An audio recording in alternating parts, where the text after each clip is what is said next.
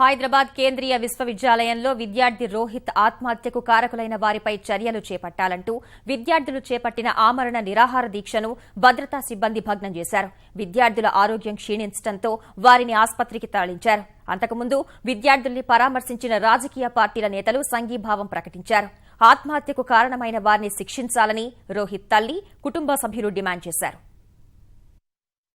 రోహిత్ ఆత్మహత్యకు కారకులైన వారిపై చర్యలు తీసుకోవడంతో పాటు అతని కుటుంబానికి న్యాయం చేయాలని డిమాండ్ చేస్తూ హెచ్సీయూలో విద్యార్థులు చేస్తున్న ఆమరణ నిరాహార దీక్ష భగ్నమైంది.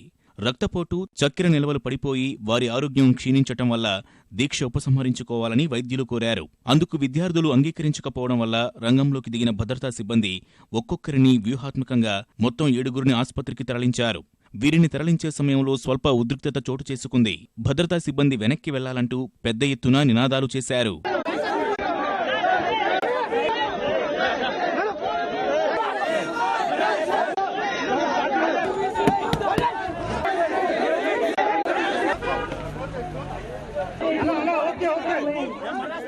వాళ్ళకి ఆరోగ్య పరిస్థితి క్షీణించిన కారణం చేత వాళ్ళు ఇమ్మీడియట్ గా హాస్పిటల్కి తరలించడం జరిగినది.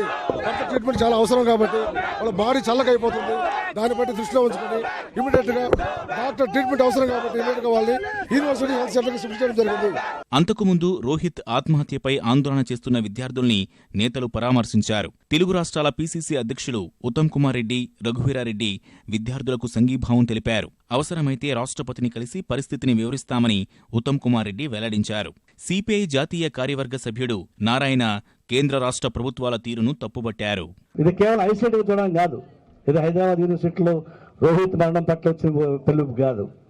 ఇది క్రమంగా బీజేపీ గవర్నమెంట్ వచ్చి మొదలుకొని ప్రగతిశీల కాముకులపైన, దళిత సంఘాలపైన కక్ష కట్టుకున్నటువంటి ఒక పద్ధతి చేస్తూ ఉన్నారు. దాని ఫలితంగా జరుగుతూ ఉంది. మొత్తం భారతదేశంలో ఇతర రాష్ట్ర ముఖ్యమంత్రులు ఇతరొచ్చి ఇక్కడ ఈ సంఘటనలో సంఘీభావం తెలియజేస్తుంటే ఇక్కడ ముఖ్యమంత్రి మాత్రం ఈ విషయంలో స్పందించడానికి ఆయన సమయం దొరకడం లేదా? మరి దళితులు అంటే నిర్లక్ష్యమా, మరి విద్యా వ్యవస్థ అంటే నిర్లక్ష్యమా అర్థం కావడం లేదు. ఈ విషయాన్ని కూడా మేము ఖండిస్తున్నాం.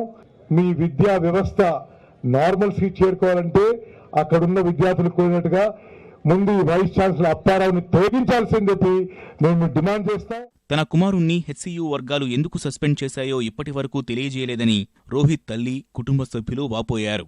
విశ్వవిద్యాలయం ప్రకటించిన 8 లక్షల పరిహారం అవసరం లేదన్న ఆమె బలవన్మరణానికి కారణమైన వారిపై చర్యలు తీసుకోవాలని డిమాండ్ చేశారు. మేము అడిగేది ఏంటంటే నా పిల్లోడికి చనిపోవటానికి కారణం ఏంటని అడుగుతున్నాను. దానికి సమాధానం చెప్పకుండా మీరు ఆ కోలొస్తురు ఈ కోలొస్తురు అని అని రావడం అంత అవసరమా? సస్పెండ్ ఎందుకు చేశారన్నది నాకు తెలియాలి. ఇంతవరకు నాకు తెలియలేదు.